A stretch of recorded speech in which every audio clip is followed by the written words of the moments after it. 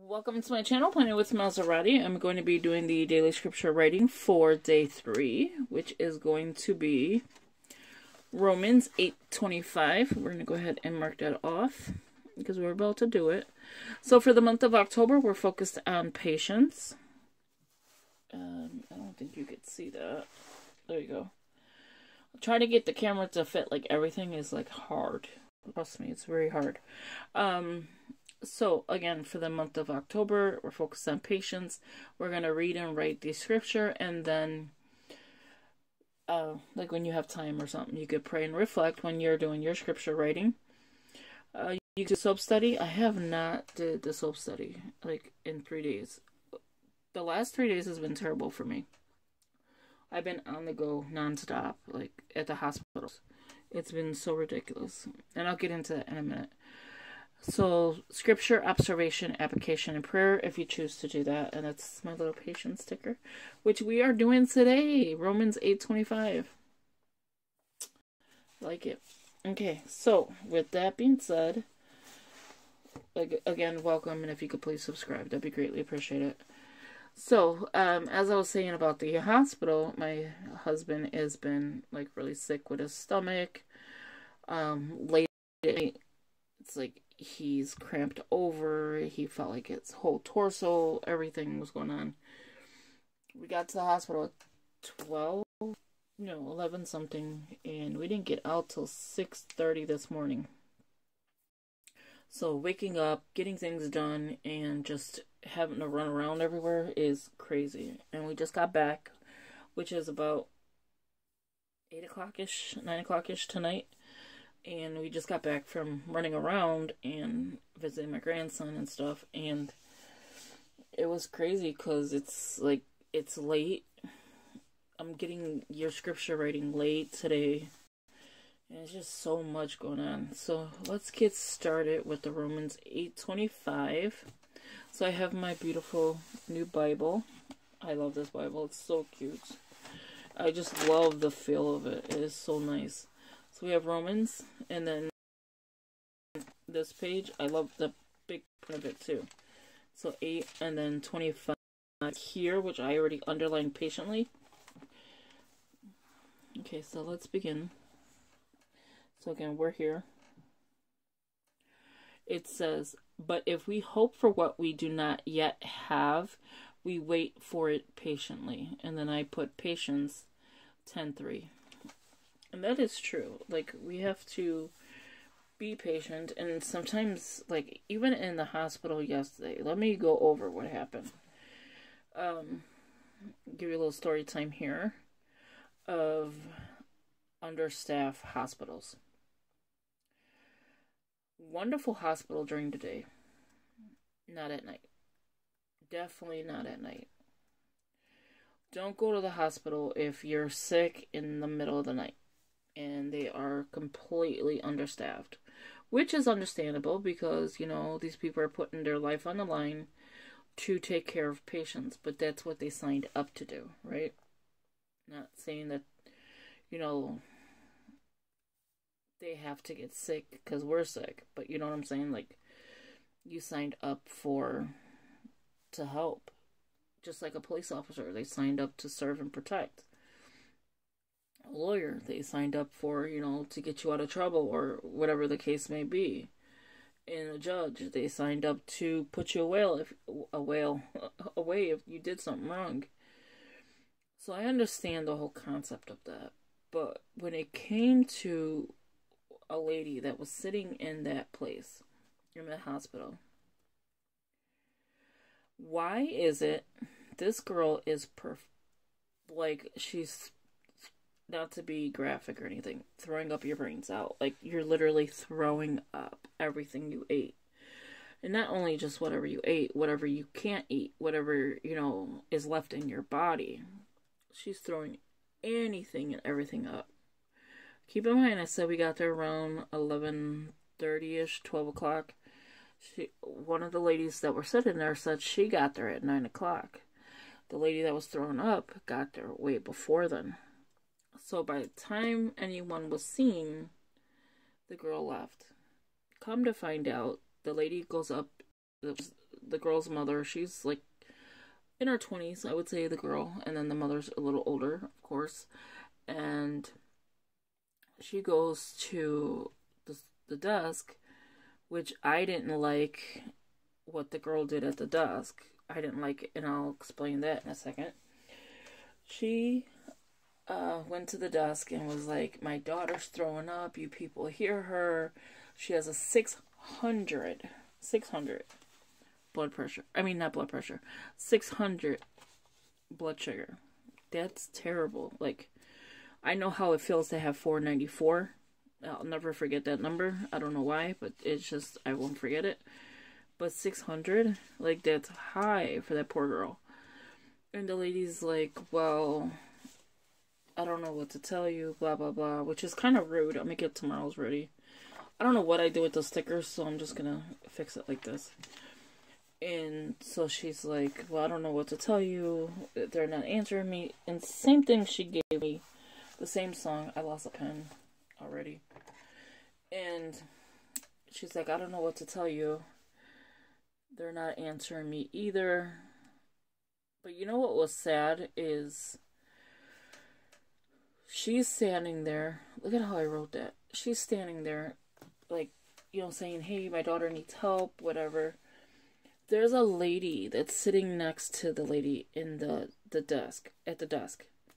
Okay, now, I go up there. After the lady leaves, she's like, come on, let's go. She took her to, I guess, another hospital.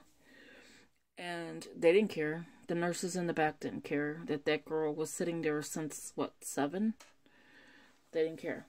Well, I go up there because my husband's now getting sick again, and I was like, okay, well, let me see, you know, what they can do to, you know, he's a heart patient, let's see what he could do.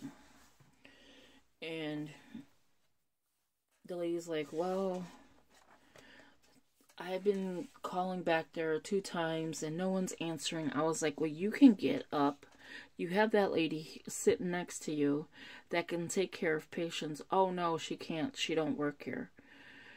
That blew my mind. You're sitting behind a desk with computers, with patient's information, putting patient's information, every patient that came up, telling you their story and why they're there, and you're sitting there with a friend that's not even employed at the hospital.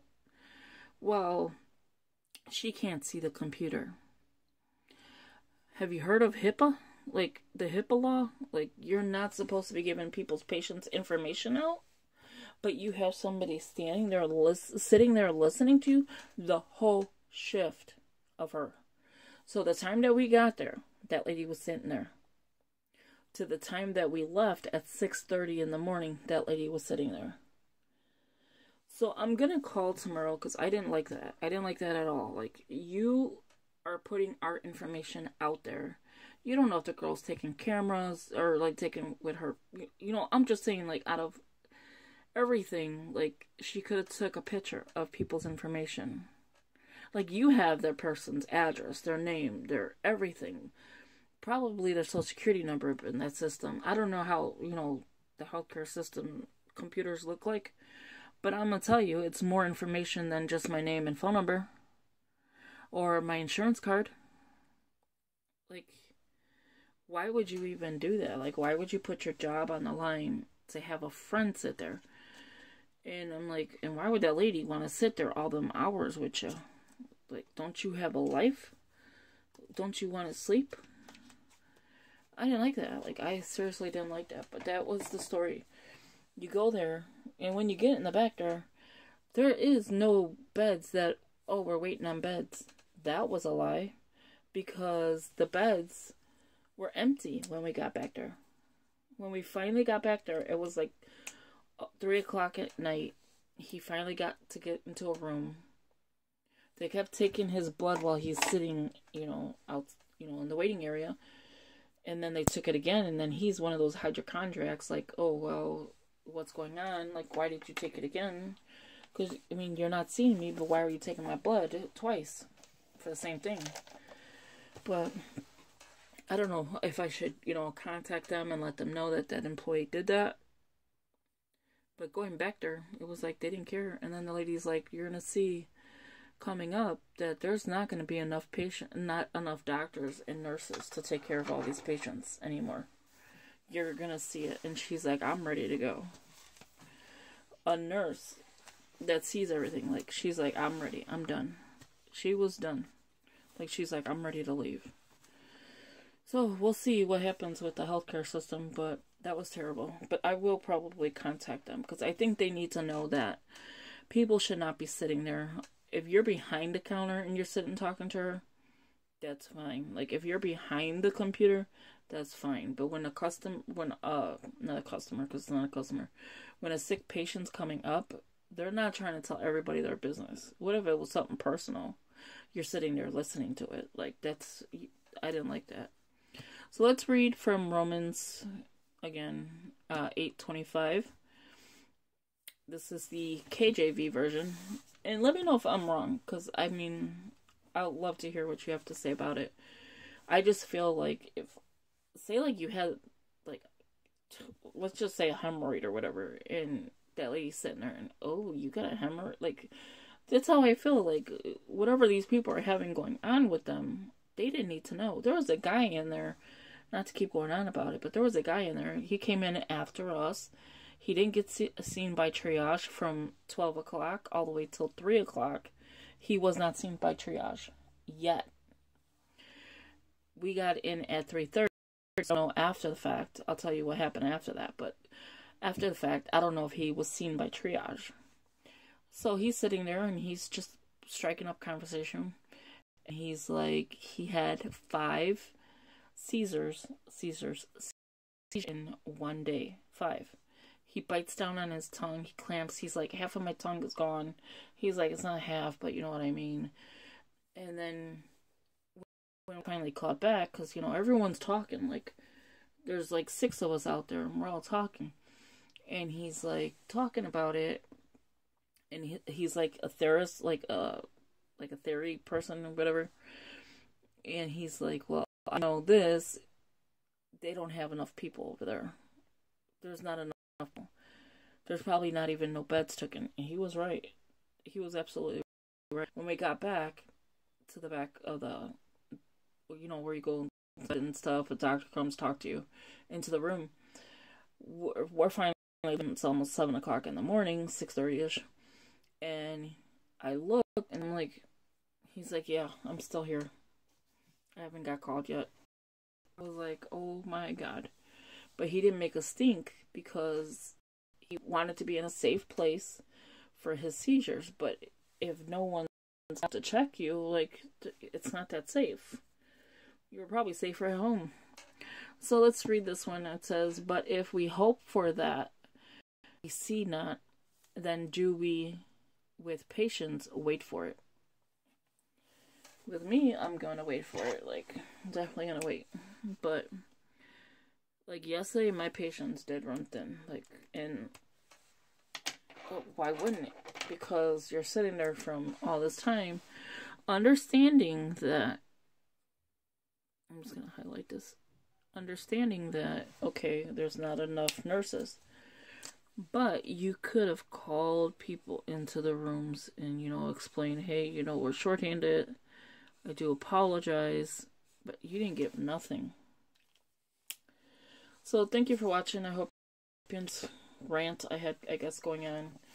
And I will talk to you in the next video. Please subscribe. I hope this is the last time we go to a hospital. And I will see you later. Have a good one. Bye-bye.